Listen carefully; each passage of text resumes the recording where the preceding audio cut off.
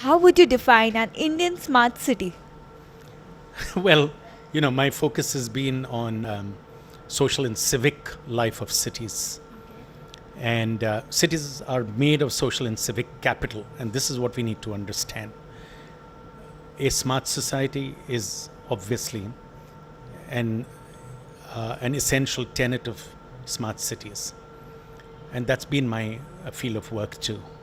Yeah. What are your thoughts on the Indian government initiative to create 98 smart cities? Now, look, I think every city ought to be smart. It's not just about select 98. And this is what I, in a way, challenged in my presentation today, where I referred to turning the backyards into proud forecourts. We seem to be producing more backyards than making livable cities. So by selecting 98, you're discarding the others. The point is that every city, every town ought to be smart through an active participatory process.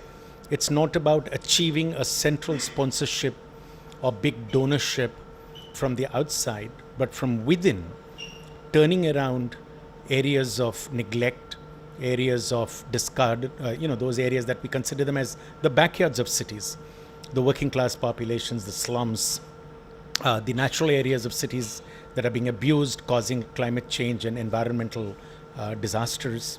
I think we need to be very clear that every city ought to be smart. There have to be a thrust in civic and administrative and governance policies to turn our towns and cities around, not limited to 98. Because what will happen is 98 would achieve certain excellence, and the others would be like stepmotherly treatment. Exactly. And I think that's the point we need to take. What inspires you to build beautiful? Well, I don't know what is beautiful really. It's not embellishments, it's not about decoration. Beautiful is what is about livability, about quality of life of a city. So what we are striving for through all work is to achieve a higher quality of life, higher community network, a higher community life, if I may say so, deepen our community relationships, which is what is worrying us today, that there is a constant attempt to sever our relationships by various means of discrimination, and our levels of tolerance is going down. So how can we be more inclusive? How can we build stronger community relationships? I think these are some of the key And understand each other. and understand each other much better. And that would be beautiful cities. Yeah.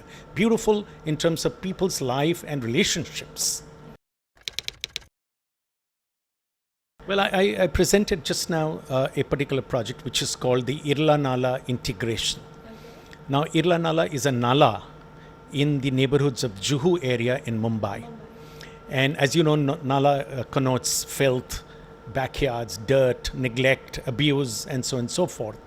Here our attempt is to turn the nala into a proud cultural and social forecourt for the neighborhood. And not just as a linear strip, but also integrate the nala and its surround spaces to the other open spaces and public areas of the neighborhood, to building a large network of public spaces, and through that build up a network, a social and cultural network.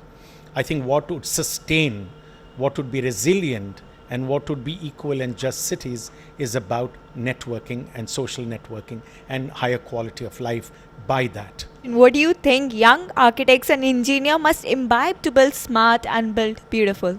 Well, what they have to imbibe is to build connections and networks with social movements, build relationships with community organizations. Today, professionals are quite far from social movements. They are far from building relationships with communities.